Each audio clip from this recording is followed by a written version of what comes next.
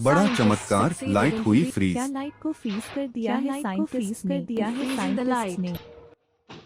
अब तक तो आप लोगों ने शायद सुन ही लिया होगा कि साइंटिस्ट ने लाइट को फ्रीज कर दिया है। ये कॉन्सेप्ट बहुत ही कॉम्प्लिकेटेड लगता है अंडरस्टैंड करने में कि कैसे लाइट को फ्रीज कर दिया है, मतलब क्रिस्टल में कन्वर्ट कर दिया है, सॉलिड में कन्वर्ट कर दिया है। कुछ लोग होंगे जिन्होंने इस न्यूज़ को सिर्फ सुना होगा और सोचा होगा हाँ कोई साइंस का बकवास सा किस्सा होगा, बट कुछ लोग होंगे जिन्हें इसमें एक्चुअल में क्यूरियोसिटी हुई होगी, एक्चुअल में उनको इंटरेस्ट होगा इसमें। आज मैंने ये वीडियो उन लोगों के लिए बनाया है जिन लोगों को इस टॉपिक पे क्यूरियोसिटी है, या जो लोग साइंस के बारे में कुछ सीखना चाहते हैं, कुछ समझना चाहते हैं। अगर आप भी उन लोगों में से एक हैं तो ये वीडियो पूरा देखिएगा and I will make sure in this video कि आप कुछ नया, कुछ अलग सीख के जाएं अबाउट साइंस, और ये वीडियो आपकी क्यूरियोसिटी को बढ़ाए टुवर्ड्स साइंस। तो थोड़ा सा इस न्यूज़ के बारे में समझने की कोशिश करते हैं। क्या लाइट को एक्चुअल में फ्रीज कर दिया गया है? I mean, उसको क्रिस्टल फॉर्म में कन्वर्ट कर दिया गया है या वो सॉलिड फॉर्म में कन्वर्ट हो गई है?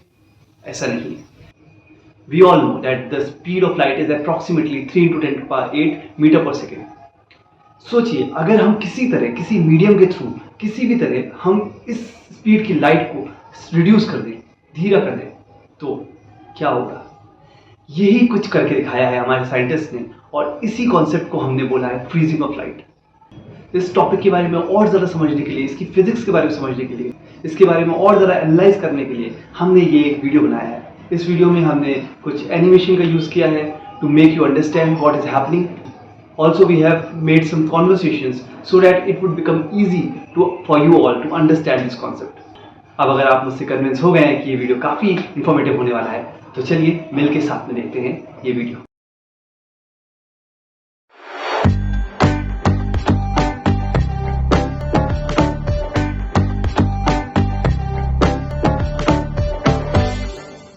अमन, तुमने सुना कि साइंटिस्ट ने लाइट को फ्रीज कर दिया?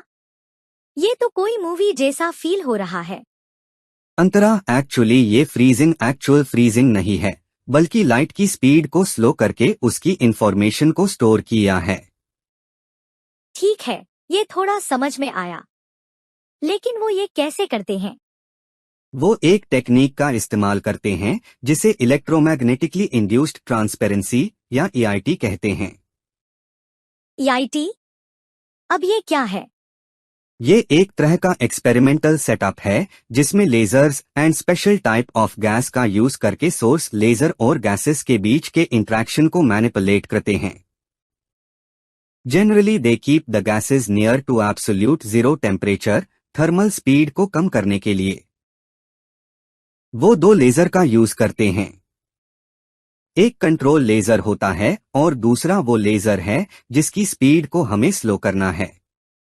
जैसे हमें पता है कि गैस अपनी ग्राउंड स्टेट में होता है, but certain amount of energy देने पर वो ग्राउंड स्टेट से फर्स्ट एक्साइटेड स्टेट में चला जाता है। हर एटम की डिस्क्रीट एनर्जी लेवल होती है। उसे अगर एक पर्टिकुलर वेवलेंथ की लाइट सोर्स मिल जाए तो वो लाइट को अब्सॉर्ब करके अपनी फर्स्ट एक्साइटेड स्टेट में चला जाएगा।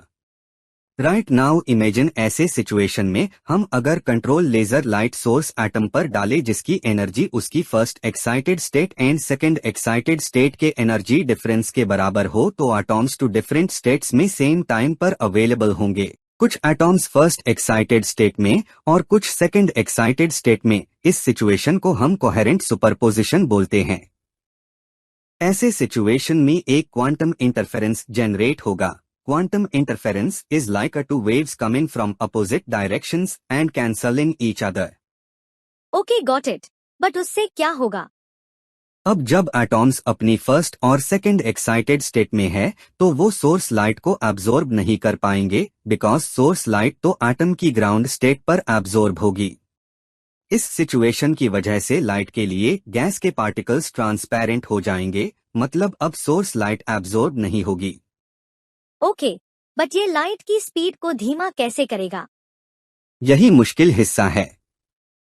भले ही लाइट एब्जॉर्ब न हो, फिर भी वो एटॉम्स के साथ इंटरैक्ट तो करेगी ही। ये इंटरैक्शन लाइट के फेज को कंटिन्यूअस चेंज करती रहेगी।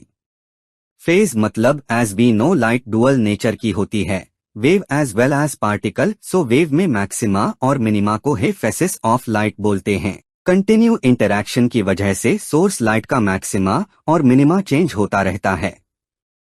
सिंपल वे में समझो तो सपोज अगर तुम जंगल में भाग रहे हो और सामने हर थोड़े थोड़े डिस्टेंस पर ट्रीज आते जाए तो तुम्हारी रनिंग स्पीड कम हो जाएगी और तुम्हें अपना डायरेक्शन भी बार बार चेंज करना पड़ेगा। बस इस तरह का क्राउडेड गैस एटॉम्स का इंटरैक्शन सोर्स लाइट को भी फेस करना पड़ता है।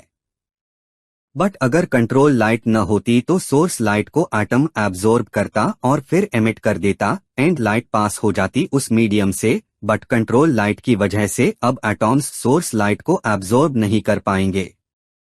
Okay, so you mean that's how light get freeze? No, actually the main point is to store the source light information और सोर्स लाइट की इंफॉर्मेशन को trap करने के लिए कंट्रोल लेजर को स्विच ऑफ करना पड़ता है। सोचो अभी तक atoms were in their first excited state and second excited state when control laser was on.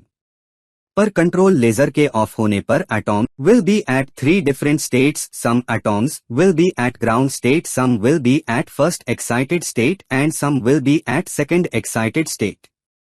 This state is very specific quantum state called a dark state. जब gas dark state में होती है तो लाइट की energy को store तो करती है बट उससे स्पॉन्टेनियस एमिट नहीं कर पाती। डार्क स्टेट जस्ट कोई एक्साइटेड स्टेट नहीं है बल्कि क्वांटम स्टेट्स का बना हुआ ऐसा जाल है जिसमें लाइट की एनर्जी एमिट नहीं हो पाती। इन जनरल ये सब क्वांटम इंटरफेरेंस की वजह से होता है। तो अब सोर्स लेजर की लाइट को एटॉम्स स्टोर करने लगेंगे because energy of source light is capable to get absorbed by the atom in its ground state. और अब लाइट एक्चुअल लाइट की फॉर्म में ट्रैवल नहीं कर पाएगी बल्कि वो एटॉम्स के अंदर स्टोर होने लगेगी। और जैसे ही वापस हम कंट्रोल लेजर ऑन कर देंगे लाइट वापस ट्रेवल करने लगेगी in the form of light, correct? Correct, तुम तो बड़ी समझदार हो गई हो। अमेजिंग। लेकिन वो किस तरह की गैसों का यूज करते हैं? आमतौर पर वो रुबिडियम, सोडियम या सीजियम जैसी गैसों का यूज करते हैं। उनकी एनर्जी लेवल्स लेजर से इजीली कंट्रोल की जा सकती है। लाइट को फ्रीज करके मिलेगा क्या? लाइट को फ्रीज करके साइंटिस्ट क्वांटम मेमोरी को डिजाइन कर रहे हैं। ये क्वांटम मेमोरी क्वांटम कंप्यूटर में यूज हो सकती है और साइंटिस्ट इसमें भी लगे हैं कि किस तरह EIT मीडियम को इतना रिड्यूस कर दे कि वो चिप की फॉर्म में हो जाए। सो उसको इजी यूज कर सकते हैं किसी भी जगह पे। अगर आपको ये टॉपिक अच्छा लगा है बट आपको कुछ भी डाउट्स है सो ये कमेंट सेक्शन खुला हुआ है, आप इसमें अपने क्वेश्चंस पूछ सकते हैं। I will try to answer all of your questions. Also, if you find this video interesting, share it with your friends and family because science को जितना spread करेंगे उतना ही ज़्यादा आगे बढ़ेंगे। Thank you for watching this video. Keep smiling and keep sharing love and science. See you in the next video.